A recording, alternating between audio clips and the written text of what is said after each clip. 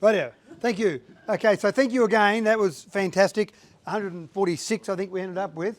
The way this is going to work is on your app, on your phone now, you'll see that it's changed ever so slightly. So all the wonderful ideas you threw together and came up with in the first session, we've basically taken the popular ones, joined a couple together because some were very similar to basically come up with a bit of a list. It's about prioritisation. And so we want to use this information for priorities. So what we're going to do is vote those, and then there's 3 questions that I want to get you to answer. I want to get some discussion happening around those, and this is the point now to start to get into a bit more detail and flesh that out. So we'll talk about each of those points, and again, I don't know how long we'll talk about them.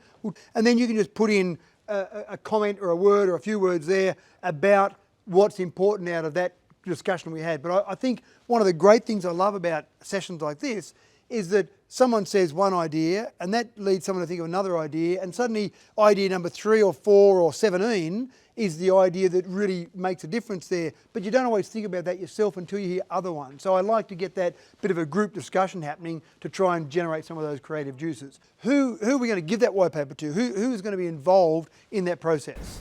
Well, councils to start with will be involved. Unless you're talking about filling an open cut mine with crap. Matt, if I could add to that. Sorry, Ken, I've got Ken then. Phyllis, yep. Ken.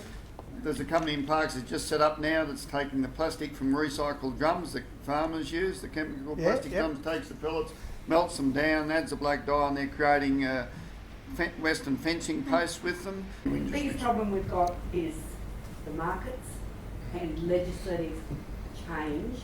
Transport Beautiful. People definitely Yep. to be able to either rail it or get Yep, it and so it to might be a them. great point for Emanuel Whale. Instead of saying recyclables, could we say it's a valuable commodity that they've got they don't know what to do with it, it's sitting in wet, it's a valuable commodity that we want to repurpose into a valuable product. Yep.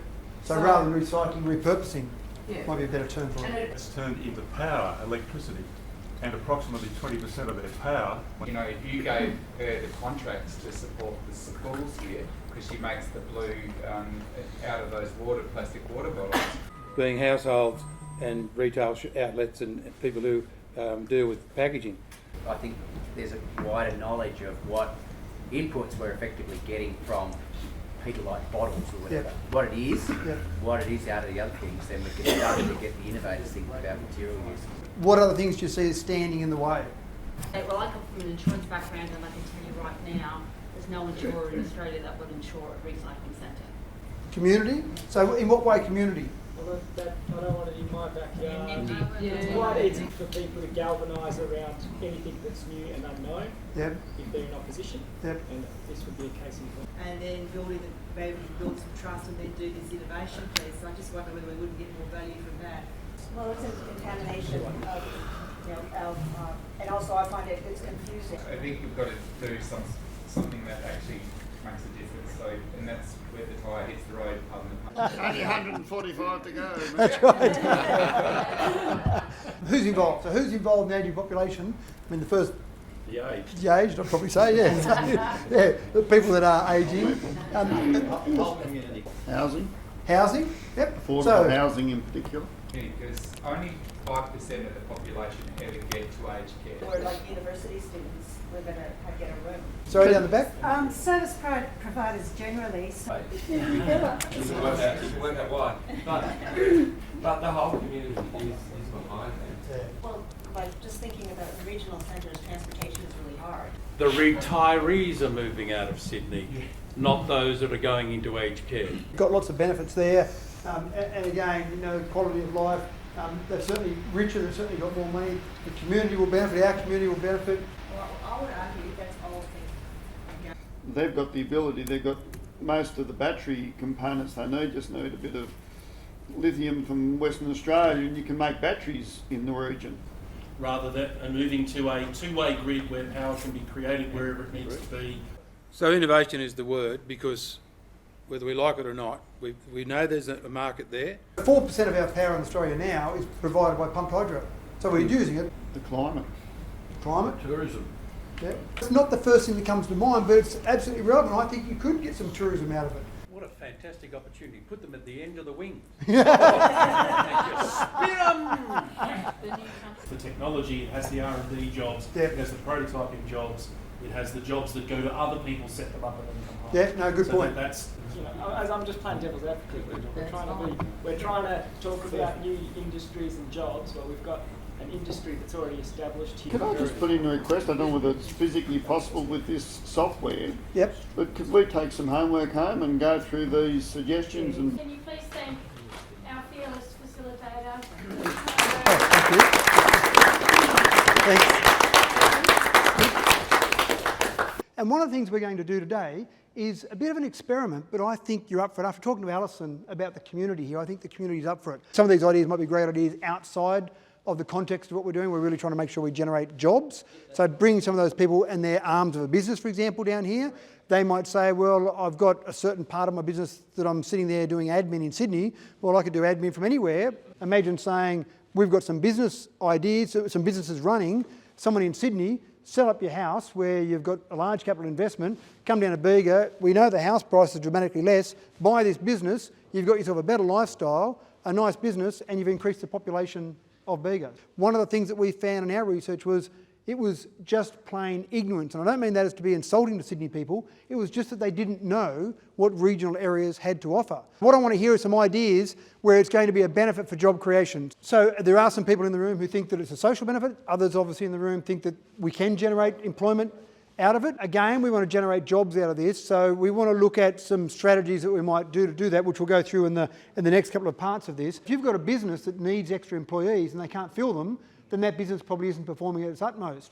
You've got someone over here who needs a job, match those two together, their business is being limited by lack of employees. Someone said, hey, here's this great opportunity to create 20 jobs in transport. The first thing I want to say is, what's my return on investment? If you started at the Big Bang, if you just happen to be hanging around at the Big Bang and someone gave you a Rubik's Cube, one different combination per second, you still, at this point in time, 13.8 billion years later, would not have gone through every combination. That's if you just go and do random combinations. They're actually incredibly easy to solve going through a set process. And what I want people to do in this room today is dream and think and not go through a standard process that says, we've done this, we've done that, we've done that. I want you to think big. The 7 words that I absolutely hate hearing from anyone in any of these sort of contexts or any of these sort of planning sessions is, but we've always done it that way. I want people to be saying, no, this is what we're going to do. We're going to plan it differently. We're going to look at those big ideas. And if you do something that you've been doing for the last 30 years and you've got a valid reason for it, that's fine. But if your valid reason is that we've always done it that way, then that's an answer I don't accept. Because all that will happen if we keep doing that and we keep saying the same things and keep doing the same things is we just get the same solution every single time. So, a round of applause, please. So if you've got an idea, you put it forward, and I ask you to give an elevator pitch, give the elevator pitch, thinking that what you want people to do is click on like on that particular idea. The reality is the best way to grow employment in a region area is not one big employer, because a big employer comes in and sometimes they go out. You know, all around Australia where different things change. The best way to grow employment is by lots of existing small businesses to employ one extra person. So you have 100 businesses that employ one extra person each. There's 100 employees. All those little ones, they add up to a big number. So when you put your benefits in there, make sure you're still focusing on the job. So, and again, I'm not saying that's wrong. What I'm saying is I want the focus really to be refined on jobs. What we found yesterday was it gets towards the end and, about half an hour to go, you start just getting a bit, this is fairly hard work, and your brain's drained a little bit. One of the things that seems obvious to me that I love about the cruise ship concept is that it's money from outside, not just the town, not just the region, it's outside the country. I've been a fan of credit cards, tapping, all the rest of it since you could do it. I pay for everything on my watch nowadays. A good friend of mine who owned a franchise that sold drinks, and he relentlessly would say to me, I'm never taking credit card, I hate paying credit card fees. It's just ridiculous. I hate paying all that money to the banks. And I'd say, look, it's brilliant. I love taking credit card because when I take cash in my business, I've got to count it. I've got to make sure my staff aren't stealing it. I've got to bank the money each night. I gave him a proposal. I said, here's what I'm going to do for you. I'll put a credit card machine in your business. I will pay all the fees associated with it. And if all the money you go straight in your bank account, all I want you to do is pay me 10% of the extra income you generate. Thank you for your time. I appreciate the time you've done.